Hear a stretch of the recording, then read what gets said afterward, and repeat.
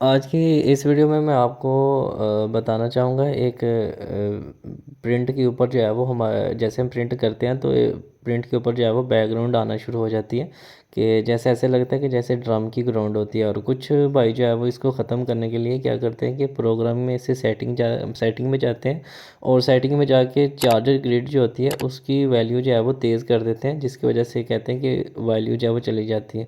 लेकिन जैसे ये प्रिंटर देखें कि इसके ऊपर कितनी जो है वो बैकग्राउंड आ रही है।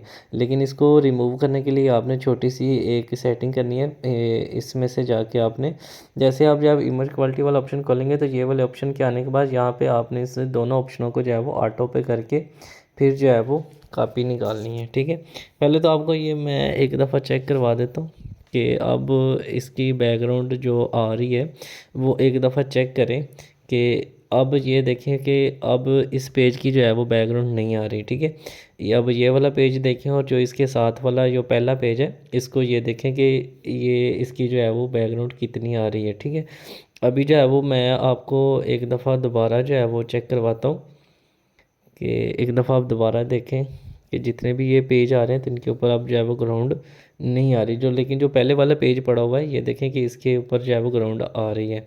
ठीक है, हम जैसे इसको जो है वो क्लियर ऑल करते हैं तो इसकी जो सेटिंग होती है वो दोबारा जो है वो ऊपर चली जाती है। ये इमेज क्वालिटी और ये वाला ऑप्शन जो है वो हम इसको करते हैं ये तो ये मैनुअल ऊपर ऊपर की तरफ जो है वो सेटिंग चली जाती है। लेकिन आपने इसको जो है वो पक्का पक्का सेव करने के लिए आपने मशीन के अंदर जो है वो लॉगिन होना है, यहाँ पे एडमिन लिखना है और एडमिन लिखने के बाद आपने यहाँ पे 1111 पासवर्ड देना है ताकि इसके जो आपकी जो सेटिंग है इसको आपने बिल्कुल जो है वो ऑटो पे पक्का पक्का जो है वो फिक्स कर देना, ताकि आपका जो भी पेज आप जो है वो स्कैन करेंगे तो उसकी ग्राउंड नहीं आनी चाहिए। मशीन स्टेटस का बटन दबाना है, टूल्स पे आना है और टूल्स पे आने के बाद सर्विस सेटिंग और कॉपी सर्विस में यहाँ पे आपने आना है और यहाँ पे ये देखें फ्यूचर डिफ़ॉल्ट है। और इसके बाद आपने जैसे आप इसको टच करोगे तो ये सामने आपके पूरा कीबोर्ड आ जाएगा। यहाँ से आके आपने अपना इमेज क्वालिटी में आना है और इमेज क्वालिटी में आने के बाद जो है वो ये आपने ये टेक्स्ट पे रखने हैं। जो जितनी भी चीज़ें ये नॉर्मल इमेज क्वालिटी भी नॉर्मल पे होनी चाहिए और ये वाला जो ऑप्शन है इसको आपने ऑटो पे कर देना, यानी कि इन दोनों पॉइंटों को जो है वो नीचे करके सेव कर देना। ऐसे करने से क्या होगा कि आपकी एक तो सेटिंग जो है वो फिक्स हो जाएगी, दोबारा दोबारा जो है वो आपको इमेज क्वालिटी में जाके ये चीज़ें जो है वो सेव नहीं करनी पड़ेंगी।